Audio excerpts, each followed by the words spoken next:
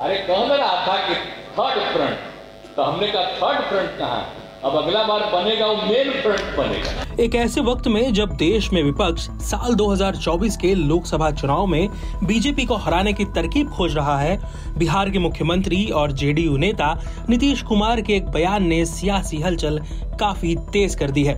चलिए आपको पहले नीतीश का पूरा बयान सुना देते हैं, फिर इस मामले पर बाकी नेताओं की प्रतिक्रियाएं भी सुनाएंगे। अरे कह ना रहा था कि थर्ड फ्रंट, तो हमने कहा थर्ड फ्रंट कहाँ, अब अगला बार बनेगा वो मेन फ्रंट बनेगा।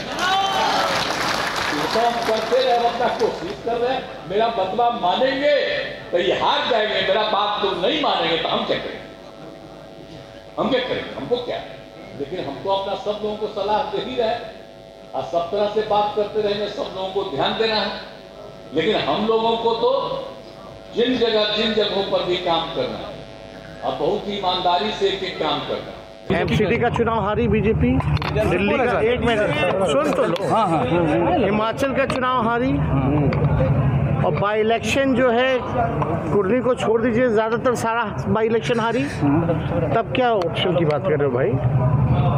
एक तरह से देखा जाएगा जो रेशियो है, ये पूरा देश भर में जितना बाई इलेक्शन या जनरल इलेक्शन हुआ, एक जगह तो बीजेपी की सरकार ही ना थी हिमाचल प्रदेश में। जदयू राष्ट्रीय कार्यकारिणी की बैठक में जदयू के नेता भाषण देते हुए कह रहे हैं कि 2024 में भारत बीजेपी मुक्त हो जाएगा। 2024 में भारत बीजेपी मुक्त तो नहीं होगा, लेकिन 2024 आते आते बिहार जरूर जनता दल यू से मुक्त हो जाएगा। आपका तो आज न कल विलय होना, उसको तो कोई रोक नहीं सकता। अगर नहीं भी विलय होगा तो आप 2024 आते आते जदयू का खात्मा हो जाएगा। बिहार में कोई जदयू का रोआ नारा भी नहीं बचेगा, एक सीट भी नहीं जीत पाएगा 2024 के अंदर।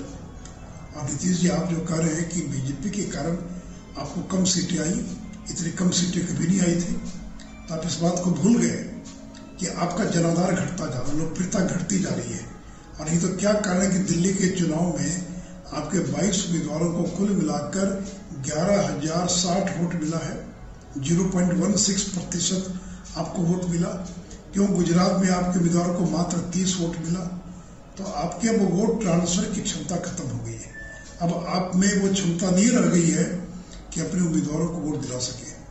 तो इसलिए नीतीश जी दूसरों पर आरोप लगाने के पहले अपनी लोकप्रियता और जनाधार को देखिए कि क्यों खसक गया है और क्यों अब आपकी लोकप्रियता 2005 वाली नहीं रह गई है। जनता दल यू जो आज कह रही है वही तो शिवसेना भी कह रही है, जो सबसे पुराना है वही तो अकाली दल भी कह रही है। तो आदतन भाजपा का नेतृत्व धोखेबाज है, वो लोगों के पास जाता है, उनका भरपूर उपयोग करता है और फिर कोशिश करता है कर ले। नीतीश कुमार जी ने पहले भी आरोप लगाया था कि उनके विधायकों से खरीद फरोख्त की बात हो रही, तो वो वही कह रहे हैं जो उन्होंने पहले कहा था। और उनकी बात में दम है, सत्यता है, उनकी इस बात में भी दम है कि तीसरे मोर्चे की कोई आवश्यकता नहीं, अब तो सबको एकजुट होना चाहिए। वो हरे थके लोग हैं। आज जनता के पास वोट होती है, किसी राजनीतिक दल के पास नहीं होती है वोट। सारे लोग नरेंद्र मोदी का विरोध कर रहे थे। जनता ने 303 सीटों से नरेंद्र मोदी को विजय बनाया। बिहार में भी नरेंद्र मोदी की विश्वसनीयता के कारण ही जनता उन पर भरोसा करेगी और फिर ये पराजय का मुंह देखेंगे। देखिए, देश की जनता ने उदाहरण दिया है। उत्तर प्रदेश में सपा बसपा एक हो गए, अब चोर चोर मौसेरे भाई, लोभी, लालची, परिवारवादी, अपराधी, भ्रष्टाचारी, ये लोग एक साथ आ जाए। देश की जनता ने अपना मन बना लिया है। वो इन लोगों को, परिवारवादी शक्तियों को जिनको परिवार के आगे कुछ नहीं दिखता है, भ्रष्टाचारी शक्तियों को जिनको भ्रष्टाचार का ही कुछ नहीं दिखता है, इनका कोई संभावना नहीं है। देखिए, ये तो पूरे देश का मूड आज पता चल गया है। जो लोग दिल्ली एमसीडी को केवल नगर निगम का चुनाव मानते हैं, मैं समझता हूँ वो एक लघु भारत है, छोटा हिंदुस्तान है, जहाँ देश के अलग अलग प्रांतों के निवासी वहाँ रहते हैं और उन्होंने वोट किया है। इसलिए ये दिल्ली का चुनाव तो कहीं ना कहीं पूरे देश में जो भारतीय जनता पार्टी और एनडीए की सरकार के खिलाफ जनाक्रोश है, उसकी ये बानगी है। और हिमाचल एक अभेद्य दुर्ग भारतीय जनता पार्टी का समझा जाता था। जेपी नड्डा उनकी पार्टी के राष्ट्रीय अध्यक्ष हैं।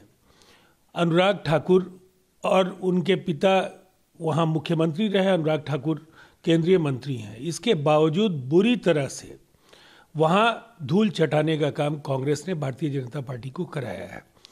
साथ साथ देश के अनेक राज्यों में आप देखें, उत्तर प्रदेश में डिम्पल यादव की जीत, आप मदन भैया की जीत देखें, बीजेडी की जीत उड़ीसा में देखिए, और जिस तरह से छत्तीसगढ़ और राजस्थान के उपचुनाव में करारी शिकस्त भाजपा की हुई है, इससे बिल्कुल साफ है कि केवल गुजरात तक उनका आधार सिमट गया है।